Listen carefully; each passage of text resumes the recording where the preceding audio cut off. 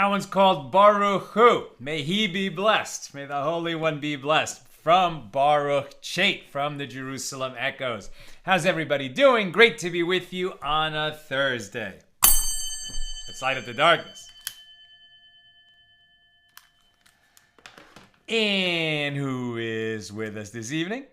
Sharon in New Jersey, James in Indianapolis, Bill in mid-Missouri, Melissa in Great Neck, Renee in Indiana, Paula in the Great Northwest, Paula, the other Paula, John in Maine, Shandor in the Bronx, Guy in Ohio, Antech, ich liebe in Seattle, Shalom, I live in Seattle. And Yitzhak Shalom in Kansas City on the YouTube side. Welcome, everybody. Great to have you with us tonight. With God's help, we'll be completing Mishnah number 2 here in chapter 10 of Tractate Yevamos, the 14th volume of the Talmud. And we'll open our discussion of Mishnah number 3. This is Daf Tzadi Dalet, page 94. Though we open at the bottom of 93b. And Mishnah number 2 was about this tragic situation where a woman's husband and child went away on a long journey and both died. She heard from a witness or witnesses, which are two different cases. But what's really at stake there is that if the husband died first, it meant that he had a child with her. So he did not die childless, and there is no yibum, no levirate obligation for her to marry his brother if he has a brother.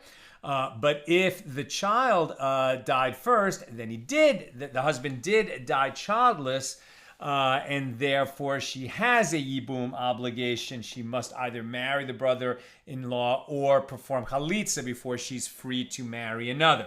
And what if she acted on the first information that she got, and then later that information was reversed by a subsequent witness or witnesses? That's what we've been discussing. Before I go any further, I'd like to dedicate tonight's episode of AT Daily to my wife, Nina, on the occasion of our 20th wedding anniversary, which is today. Happy anniversary, honey. I love you. Nothing that we do could be done without you, and it's so much better with you. I'm grateful to you for everything.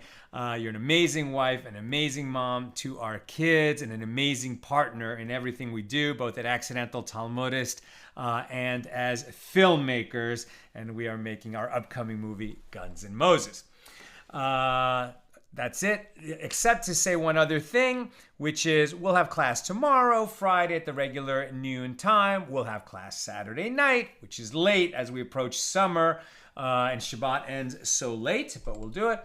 And Sunday at the regular time, 6 p.m. Pacific. But then no class Monday, Tuesday, Wednesday, and it'll resume next Thursday. Why? Because Nina and I are celebrating our anniversary by going away for a few days, and it just worked out better to do it next week. But we're celebrating our 20th with a little trip, and that means no class Monday, Tuesday, Wednesday. Okay. Bottom of 93b. Yesterday we finished with a discussion, and we were talking about Rav Sheshes. They raised a dilemma before Rav Sheshes where a woman that, there was a difference that we saw in Mishnahs 1 and 2, whether a woman relied on the testimony of one witness or two witnesses who said that her husband died while he was overseas.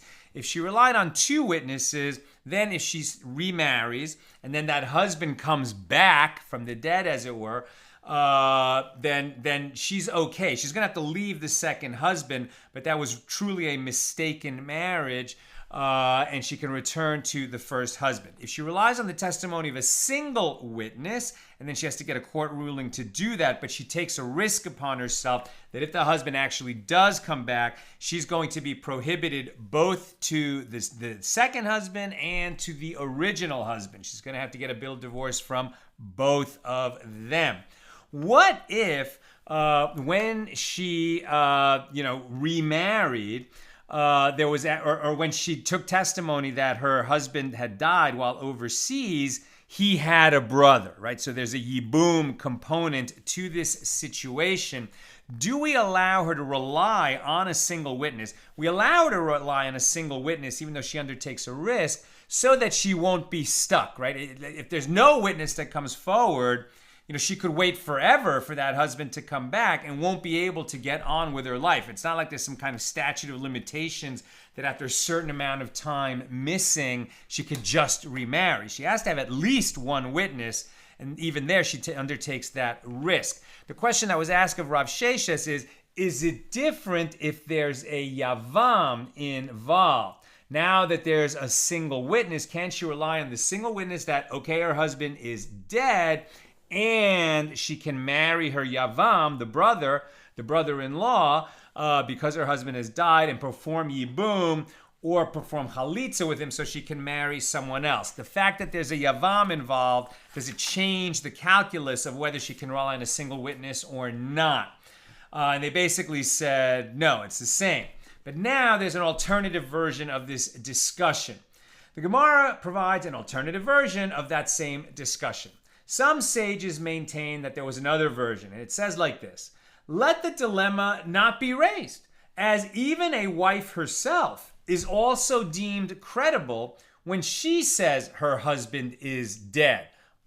So this is like the husband and wife, went on a hike and he fell off a cliff and the body was lost, but he must have died. But the only witness to that is the wife, right? She is believed that her husband is dead in that situation. So as even a wife herself is also deemed credible when she says that her husband is dead, as we learned in a Mishnah on page 114 in this volume. We'll get to it later in a few weeks. And by the way, we're on page 94 today, and this tractate ends on page 122. So we're in the last month of Yevamos. So she is believed, as we learned in a Mishnah on page 114, with regard to a woman who said, my husband is dead, she may marry. As if she would lie about that, right, and then the husband showed up one day, she's going to have terrible consequences, so she wouldn't do that unless it were true, and that's why she's believed. So is it because, what is the reason that if she says my husband is dead, she may remarry. She may marry.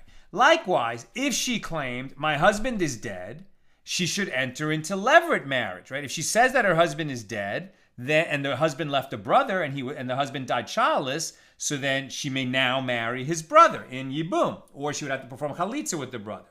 So if so, one witness is certainly deemed credible when he says that her husband has died, right? If she herself is believed to say that her husband has died, even if there's a yibum situation where she's going to end up married to her brother-in-law, why wouldn't we believe an outsider? Okay, he's a single witness, but he's more objective than she herself is. So since we believe a single witness where the single witness is the wife herself, why wouldn't we believe a single witness who says the husband is dead in order to permit her to marry her brother-in-law in a yibum situation? It stands to reason that we would believe that single witness. And that proves that if there's a yibum situation, it doesn't change whether we believe a single witness to allow her to remarry. So if so, one witness is certainly deemed credible when he says her husband has died. The case where you could raise the dilemma is with regard to permitting a yevama to all other men. If a witness claims that the yavam is dead, right? Now she's going to be permitted to other men because her husband died. But maybe there's no question about whether the husband died. Maybe everyone acknowledges that the husband died. There were witnesses to that. But there's only a single witness that his brother died, right? The husband died, and he was childless, and he had a brother. But there's only a single witness that the brother died. Why is that important? If the brother's dead, well, then there is no yavam. There are no other brothers, so she's free to marry anyone she wants. If that brother is alive, she cannot go marry another man, some other guy unrelated, until she gets chalitza from the yavam, or she marries him and then he dies. In any case, she's not free from her levered obligation until she's free from it, either through yibum and then the guy dies, or through chalitza. But if there's only a single witness that the yavam died, are we going to accept that testimony and permit her to other men? On the one hand, you would say, yeah, since the whole purpose of allowing us to rely on the testimony of one witness, which we never do in almost all of Jewish law, rely on one witness. It's always two witnesses that you need. But you rely on one witness to allow her to be free to get on with her life and marry someone. So if this has the same effect, that if we can't establish that the brother also died except by a single witness, and she's not going to be free to go and remarry, unless we accept that single witness testimony, it would seem like we would want to accept it. On the other hand, a woman who's married to a man and it's uncertain whether he died or not, that's terrible if she goes and marries someone else, because that's adultery. A woman who's under a levirate obligation, that is an obligation, and we would normally not free her from that, but that obligation is certainly not as strong as marriage. So maybe it's a different situation. So in this case as well, the Gemara clarifies the sides of the dilemma. What is the reason that one witness is deemed credible? Is it because one does not lie about something that will be discovered? Like, why would you tell a lie if sooner or later the truth is going to come out? And therefore, here too, this witness would not lie about whether her yavam had died or not. Or perhaps the reason for accepting the testimony of one witness is because the wife will be exacting in her investigation before she marries again. But this yevama, a wife is going to be very exacting about investigating whether or not her husband has died. But a widow may or may not be so exacting about whether or not her brother-in-law has died, with whom she has a yibum obligation. A yevama may not be so exacting in her investigation before she marries again. Why not? Why wouldn't she be exacting? Because maybe she hates the yavam, and she would therefore take advantage of any testimony to rid herself of him. And Rav Sheshes said to them that you learned it in a Mishnah.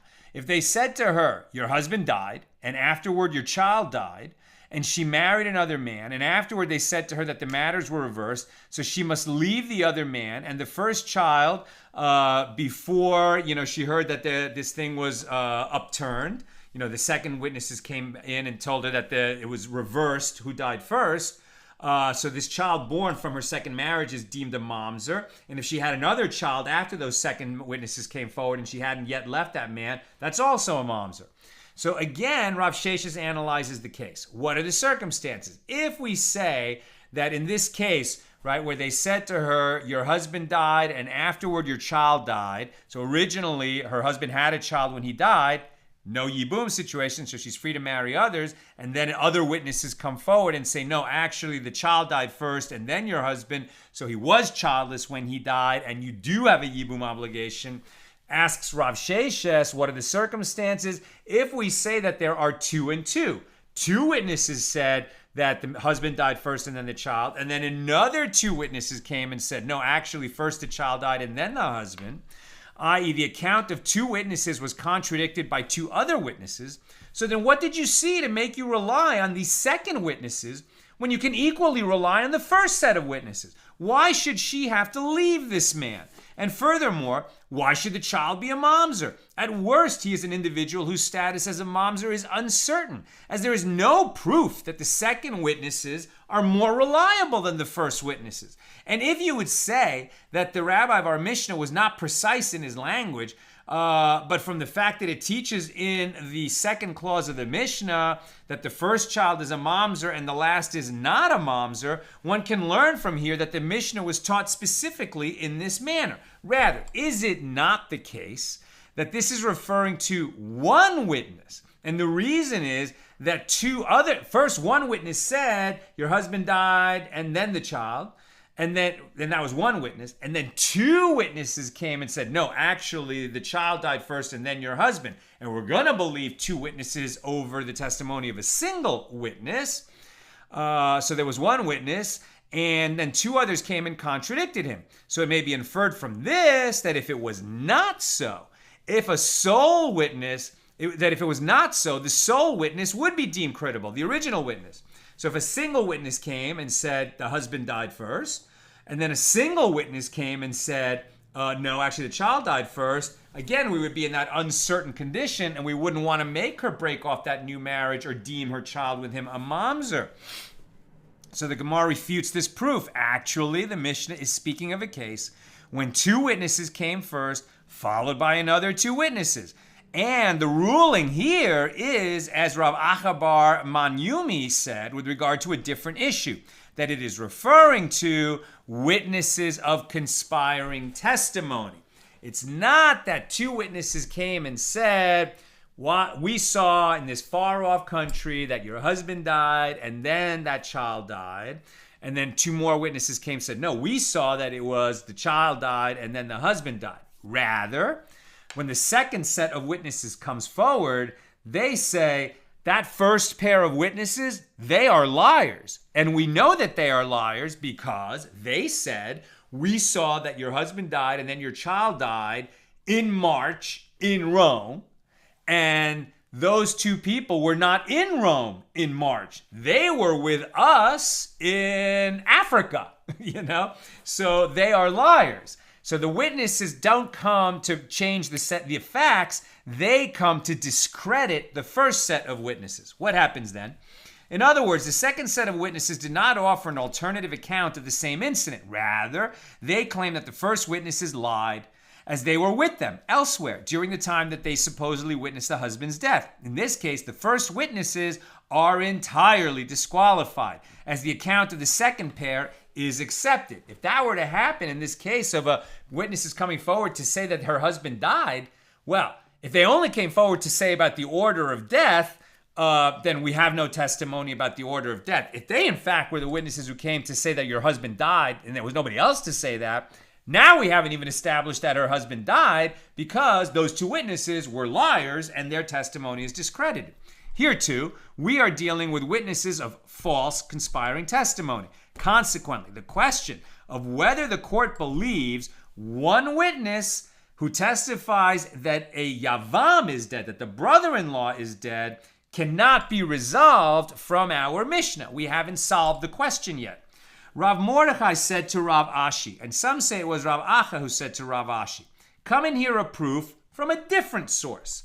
In this tractate, Yevamos, on page 118b, a woman is not deemed credible if she says, my yavam is dead, so that I may marry, i.e. to permit herself to marry another man. We believe her when she says, my husband is dead. We don't believe her when she says, my yavam is dead. And she is not deemed credible if she says, my sister is dead, so that I may enter her house, right? You cannot marry a woman and her sister. But if your wife dies, then this man can marry the sister, only when his wife has died, not until then. So if a woman is not deemed credible if she says, my sister is dead, so now I can marry her husband. We don't take that. We don't find that testimony credible. And the Gemara infers it is she herself who is not deemed credible. From this, it may be inferred that if one witness issues this report, he is deemed credible. It could even be a woman, but not the woman herself who's going to benefit from the testimony. But the Gemara refutes this argument. And according to your reasoning, say that the latter clause of the same Mishnah, a man is not deemed credible if he says, my brother is dead, so that I may enter into yibum with his wife. And he is not deemed credible when he says, my wife is dead, so that I may marry her sister. Following the above reasoning, it is he himself who is not deemed credible, which indicates that some objective observer, but even though he's a single witness, would be deemed credible in these situations. And yet this cannot be correct. Granted, with regard to a woman, due to the concern that she be left as a deserted wife, the sages were lenient in her case and allowed her to rely on the testimony of a single witness in order to remarry. However, with regard to a man, what can be said? There is no concern that he will be left as a deserted husband, as a man can marry more than one woman, at least up until 1,000 years ago, but certainly during the times of the Mishnah he could. So there is no concern that he will be left deserted, as a man can marry more than one woman. So he certainly cannot marry a woman based on the basis of such flimsy testimony. You follow? If a woman's husband might be alive, she can never remarry. If a single witness comes forward and says, no, your husband is dead, even though normally we need two witnesses, we're going to allow her to remarry so she's not stuck deserted. But if a man comes and says, I know that my wife is dead, now I can marry her sister, and he's the only witness, no, we don't accept that. And if a single witness comes forward who's not the man, we still don't accept that. You need two witnesses. We don't have the leniency to rely on a single witness in the case of a man who wants to remarry, because if he wanted to, in ancient times, he could have two wives. Rather, the case of one witness cannot be decided from the Mishnah, as when this law that a woman is not deemed credible when she says that her yavam is dead, when is this necessary to be stated? It is necessary for the opinion of Rabbi Akiva. And the Gemara explains, it might enter your mind to say, since Rabbi Akiva said that the offspring born of intercourse for which one is liable for violating a prohibition is a mamzer, which indicates that even the offspring of a Yevama who unlawfully wed another man is a mamzer. So then one might say that she is concerned for the ruin of her offspring and is consequently exacting in her investigation and would marry only if she receives clear, unambiguous testimony. And the Tana therefore teaches us that she is concerned for her own ruin. For example, if there's uncertainty as to whether her husband died, which would force her to leave both him and her second husband, but she is not as concerned for the ruin of her offspring, and in this case, she is likelier to marry unlawfully, right? Rabbi Akiva says that if a woman who has a levirate obligation, she should marry her brother-in-law or perform chalitza with him, but she does neither and just goes ahead and remarries some other guy, that the offspring of that new marriage would be a mamzer because she violated the prohibition of performing either yibum or chalitza. But the rabbis say, no. Mamzer is the result of a sort of heavy prohibited union, right? Like a child of adultery or a child of incest. But the mere prohibition that you married without obtaining chalitza, even though they might make you divorce the second husband because you didn't do it properly, the child of that union is not a mamzer. Rava said, one witness is deemed credible in the case of a yevama by means of a kal v'chomer inference. If for a prohibition involving kares, for example, adultery of a married woman, you permitted the testimony of one witness, then for a regular prohibition, a much less heavy prohibition, like that of a yevama to another man, is it not all the more so? And one of the sages said to Rava, she herself, a woman who testifies with regard to herself, can prove otherwise. For a prohibition involving kares, you permitted her, i.e., if she testifies that her husband is dead, she may marry another man, and there's no concern that she might still be a married woman. And yet, for a regular prohibition, you did not permit her, as she is not deemed credible when she claims that her yavam is dead, right? We accept her testimony that her husband is dead. We don't accept her testimony that her brother-in-law is dead.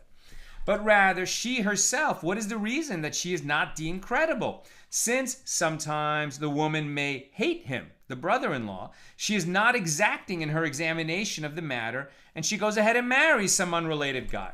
With regard to one witness, the same concern also applies. Since sometimes the woman may hate him, she is not exacting in her investigation before she marries again. So the court believes one witness only because they assume that she herself is careful to examine the matter. And the kal v'chomer inference is therefore groundless, and the question remains unresolved. The Mishnah states that this was an exposition taught by Rabbi Elazar ben Masya. The verse states, with regard to priests, neither shall they take a woman divorced from her husband. This teaches that a woman is not disqualified from marrying into the priesthood by a bill of divorce that she receives from a man other than her husband. Rav Yehuda said that Rav said, meaning if she needed a bill of divorce because it was uncertain whether that marriage was real or not, but probably it isn't, so it's just to kind of cover your butt bill of divorce, so then that's not really a bill of divorce and she remains permitted to marry a priest, perhaps. Rav Yehuda said that Rav said, Rabbi Elazar should have taught this verse as a pearl, but in fact he taught it as an earthenware shard. In other words, he could have arrived at a more significant conclusion.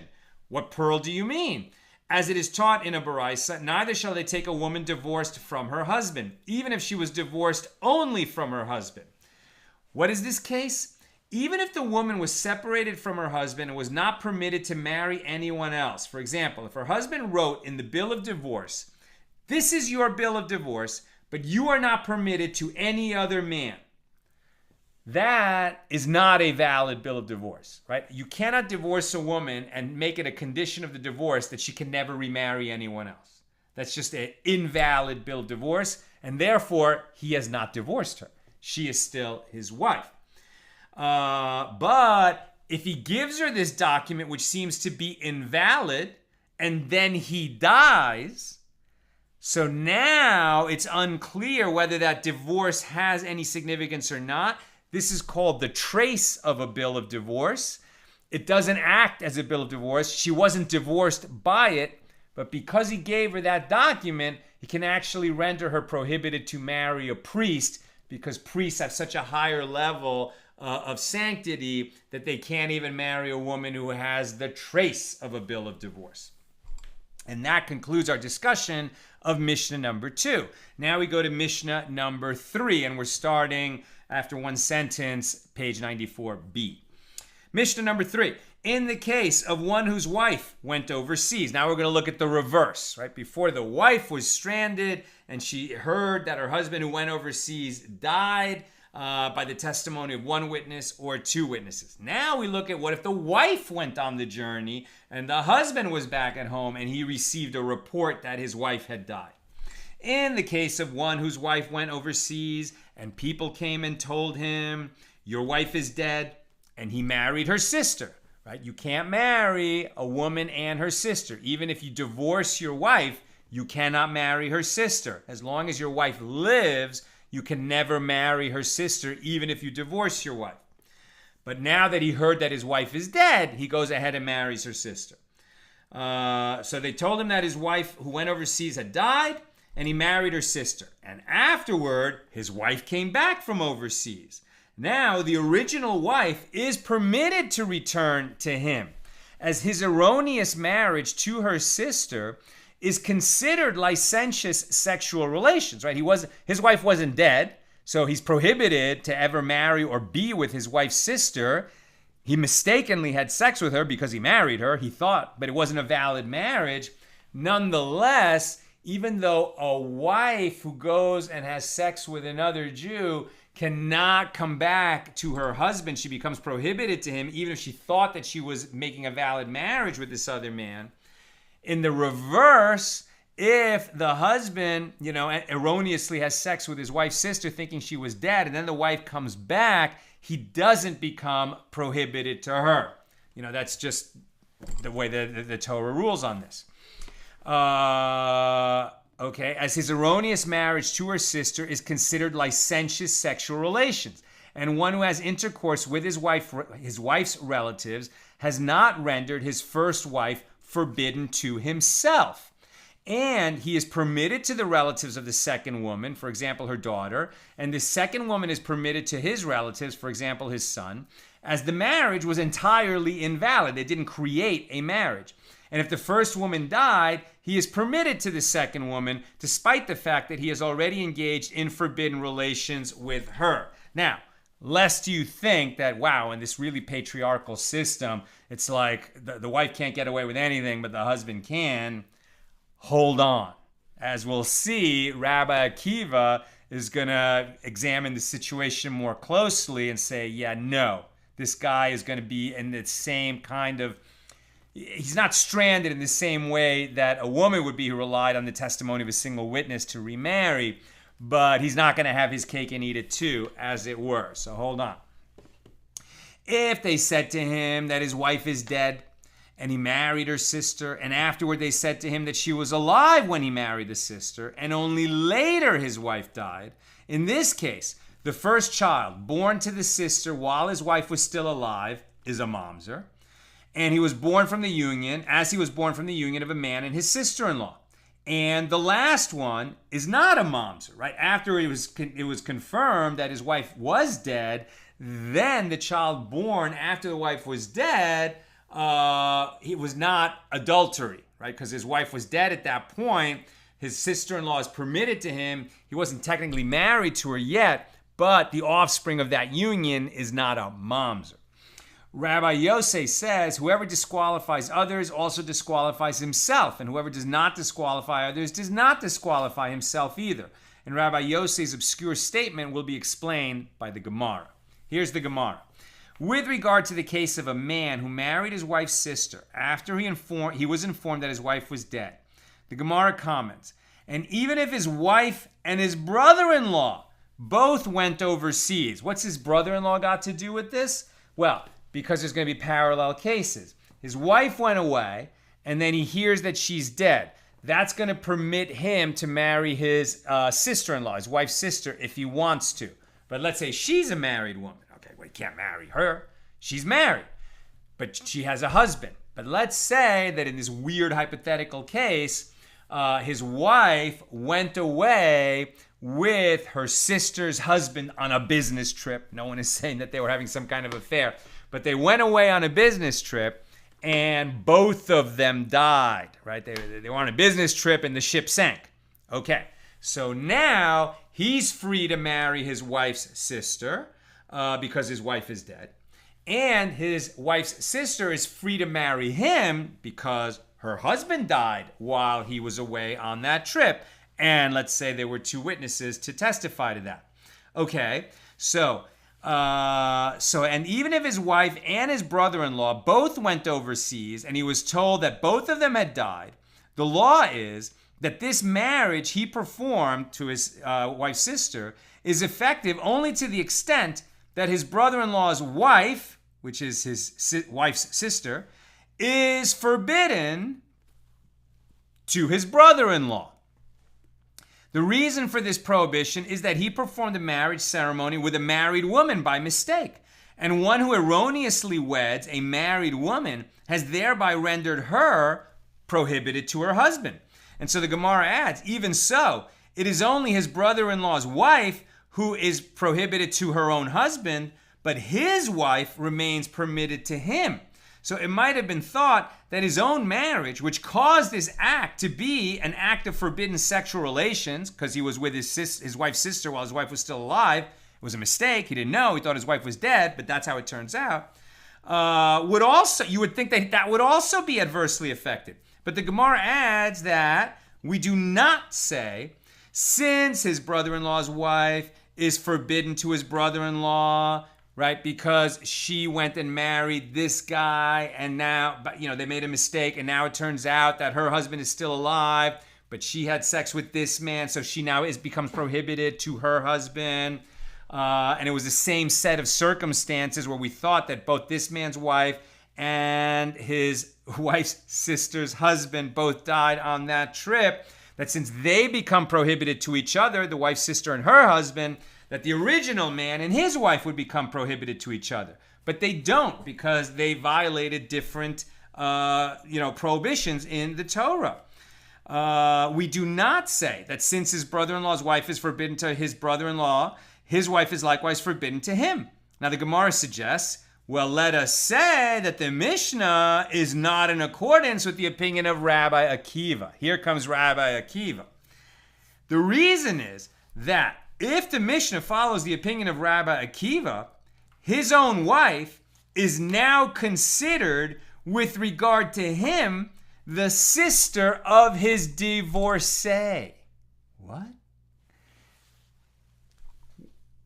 His wife and his wife's sister's husband went on that trip. We heard that they died. So this guy marries his wife's sister, his sister-in-law, because now that's permitted since his wife died. And then that other woman and man, his own wife and his wife's sister's husband, return. Okay? So now at that point, because he married his wife's sister, is going to have to give her a bill of divorce, right? And now his own wife becomes the sister of his ex-wife, of his divorcee. And that's what renders his own wife prohibited to him, just like, or not just like, but with the same outcome as his wife's sister becomes prohibited to her husband because she, mistakenly married another man while she was still married to her living husband. It's like, I'm my own grandpa, right? Like, it's hard to keep this stuff straight, but we do our best. As it is taught in the Baraisa. Now, in that situation, does this guy who married his wife's sister based on that mistaken testimony have to actually, it was never permitted marriage? Does he give her a bill of divorce? As it is taught in a Baraisa, none of those with whom relations are forbidden by Torah law require a bill of divorce from him, right? Simplest case. Can I marry my sister? No, I cannot. If by some mistake, like we were both adopted, at birth, and we didn't know that we're brother and sister, we grew up, met each other, fell in love, and got married, and then the information came forward that we're brother and sister, here the Gemara is saying this marriage was never valid to begin with. We don't have to get a divorce. We don't need to divorce because the marriage never existed in the first place. None of those with whom relations are forbidden by Torah law require a bill of divorce from him, even if he married them in a proper manner, except a married woman who married by mistake by permission of the court. That's relying on a single witness that her husband who was overseas died. And she remarries. Now when the husband comes back, she does get a bill of divorce from that new husband, even though it was a prohibited union. And Rabbi Akiva adds, so that's the majority opinion. Now Rabbi Akiva in the minority opinion is going to add another case where a bill of divorce is necessary. And what is that case?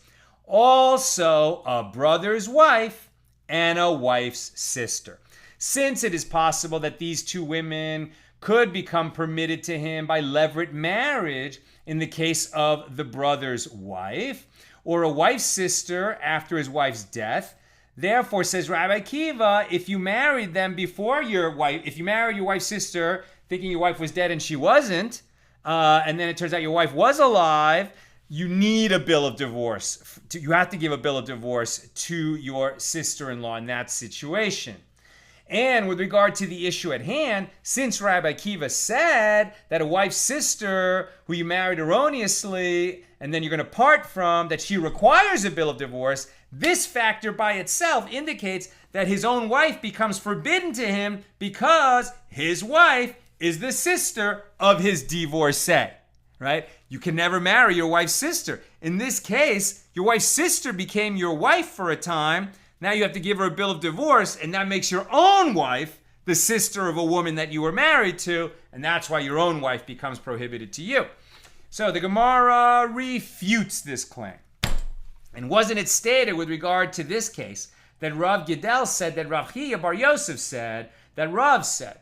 In the case of his brother's wife, mentioned by Rabbi Akiva, what are the circumstances? For example, if his brother betrothed a woman and then went overseas, and the man who was here heard that his brother was dead, and so he arose and married his brother's wife as a Yevama. Now, the reason for Rabbi Akiva's ruling is that uninformed people will say this first one had a condition in the betrothal with his wife, and his betrothal was canceled because the condition was left unfulfilled, and this other one married well in compliance with the law, as she was not his brother's wife. It is for this reason that Rabbi Akiva requires him to give her a bill of divorce, right? And so they're making it not a full marriage, but a betrothal. And so why? Because that will bring up the specter of the idea that somebody had a conditional betrothal. I betroth you and I will marry you on condition that someone dies or the Yankees win the World Series or something else. And the condition was not met. So you might think that in that situation, the betrothal just dissolves. But we don't hold like that. We say, no. You might end the betrothal, but you're going to need a bill of divorce so that it's official, because a betrothal is a form of marriage, even if they don't consummate the union. And in this case of a wife's sister as well, what are the circumstances? For example, if he betrothed a woman and she went overseas and he heard she died and he arose and married her sister, as people will say, this first one, he had a condition in her betrothal, and as the condition was not fulfilled, the betrothal is annulled, and this other one married well. However, with regard to the case of the Mishnah, which involves an actual previous marriage, not a betrothal, can it be said that he had a condition in the marriage? There is a presumption that no man marries a woman conditionally. Once he marries her, he's married. It is assumed that he waived all prior conditions, and therefore even Rabbi Akiva agrees that a bill of divorce is not required in this case. And Rav Ashi said to Rav Kahana, it is the opinion of Rabbi Akiva. If it is the opinion of Rabbi Akiva, let him also teach the case of his mother-in-law, as she is another forbidden woman who nevertheless requires a bill of divorce. As we have heard him, Rabbi Akiva, say, one who has relations with his mother-in-law after his wife's death is not liable to being executed by burning because the prohibition lapses upon his wife's death. Just as the Torah says, you cannot marry a woman and her sister, and even if you divorce your wife, you still can not marry her sister during the lifetime of your wife or ex-wife.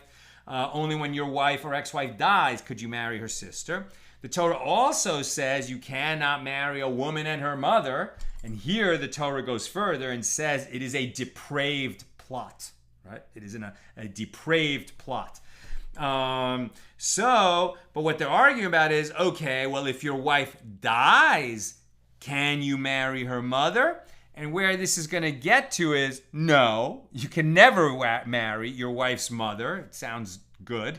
But if your wife dies, then if you do marry her mother, it's prohibited, but the penalty for that is not execution, as it would be when your wife was alive. That's where we're going to get to. As it is taught in a Baraisa, the Torah states, with regard to one who takes a woman and her daughter, they shall be burned in fire, he and they, as hen.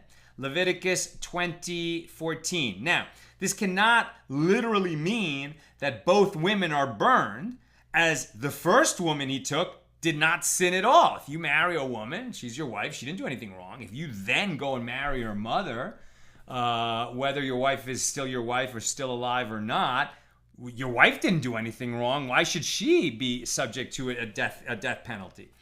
The sages therefore explain that the word eshen means he and one of them, mehen. This is the statement of Rabbi Yishmael. Rabbi Akiva says he and both of them. Since it is hard to understand how they could both deserve punishment, the rabbis of the Gemara suggested various interpretations of Rabbi Akiva's opinion. Granted, this makes sense according to the explanation of this dispute suggested by Abaye, who said that the interpretation of the meaning of the verse is the difference between them. In other words, Rabbi Yishmael and Rabbi Akiva did not argue over the law itself, but merely over the manner in which the law is derived from the Torah. That is, Rabbi Yishmael holds that it states one woman, and the plain meaning of the verse is he and one of them, right? He and the second wife.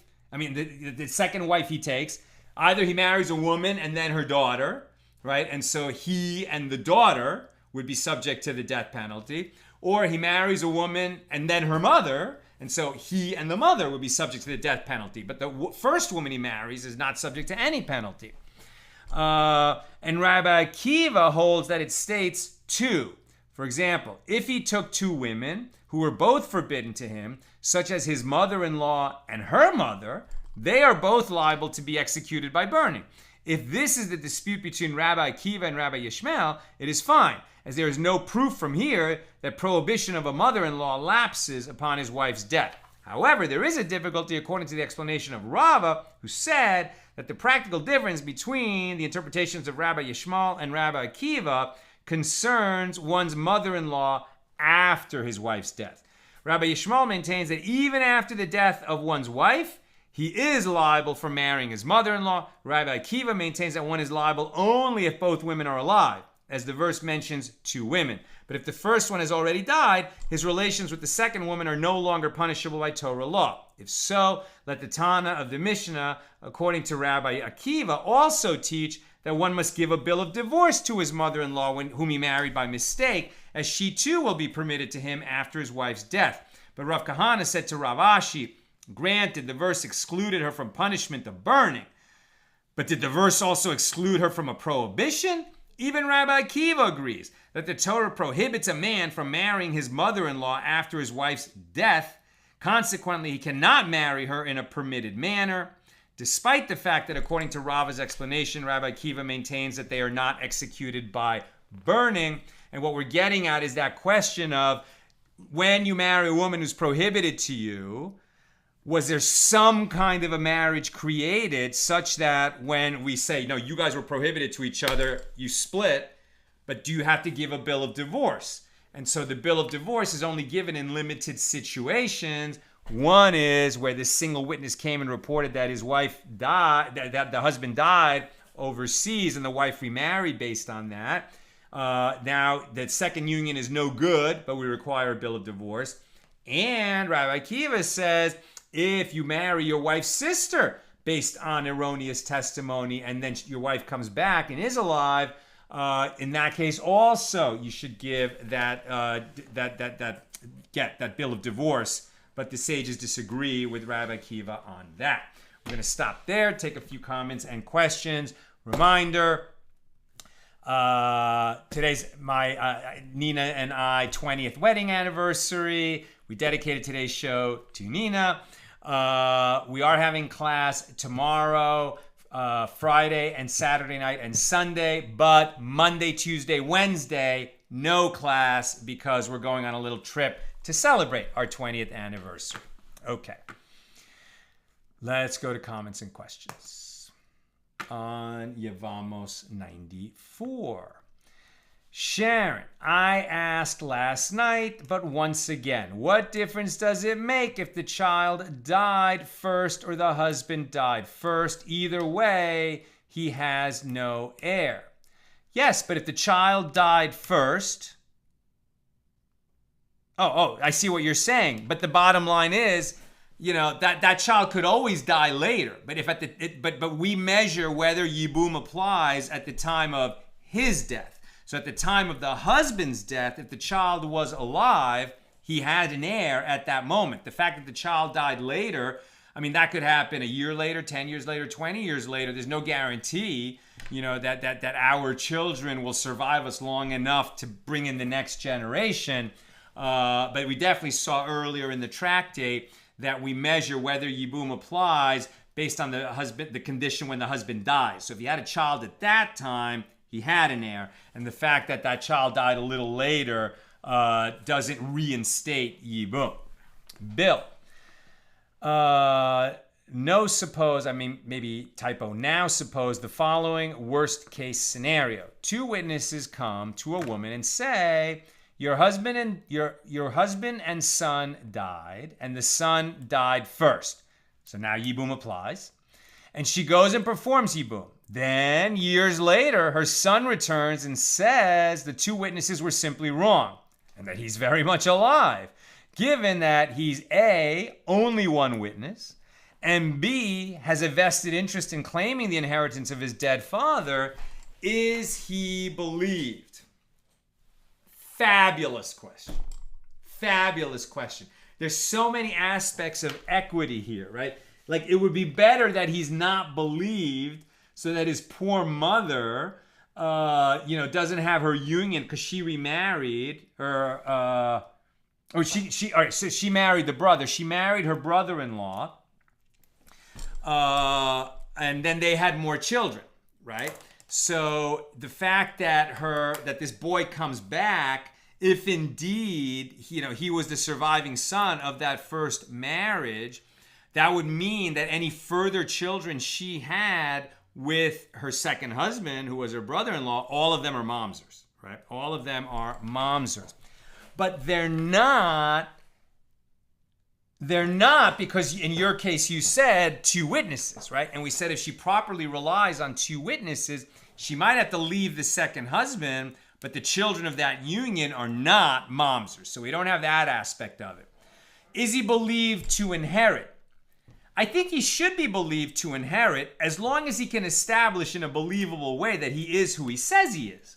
He might be an imposter. Right, and if we're concerned that he's an imposter, if we can't establish by some other kind of method or two witnesses to that he really is the son, then maybe we don't believe him because he certainly has a vested interest and he's a single witness. But if we believe for whatever reason that he is the son, then he should inherit because, right, the Yibum was supposed to be for the purpose of the first child of that second union becomes the heir of the original guy. Yeah, so, I mean, if he can establish that he really is the son, I think he would have two witnesses for that, which is what you said. I mean, it seems like, he inherits, the second marriage breaks up, but because it was based on two witnesses, wait a minute, hold on. Then years later, his son returns and says the original two witnesses were wrong, but he's very much alive. Right, no. But he's going to need two witnesses to establish that he is who he says he is. His own testimony is not going to be enough for that. So if he has two witnesses to say that he is who he says he is, then I think we break up that second marriage. This guy inherits, but luckily the children of the second union are not established as mamzers. I think. That would be my guess. And finally, Renee. Trusts and estates was required curriculum in law school and tested on the bar exam in both Indiana and Illinois, the states of my admission. I did well, Baruch Hashem, but it made my head spin, this too. Yeah, and I will just say as a matter of public service that, if you don't have a will, if you haven't hired a trust and estate lawyer, if you have children, if you're married, you got to do it. It's probably been on your to-do list for a long time. So if you haven't dealt with that, just go ahead and do it. I mean, I'm a recovering lawyer. I went to law school. I was admitted to the New York bar years ago. I retired from the practice of law years ago when I came to California to go to film school. But, I can read a contract and understand what I'm reading. But there's no way that I would ever go like do-it-yourself trusts and estates. As Renee is saying, it's so complicated that you really need help with that, and you need a proper T&E, a proper trust and estates lawyer. So get one and write your will. It costs some money. It's not terrible, and it's so worth it. Have a great night, and with God's help, we'll be together again tomorrow, Friday at noon Pacific.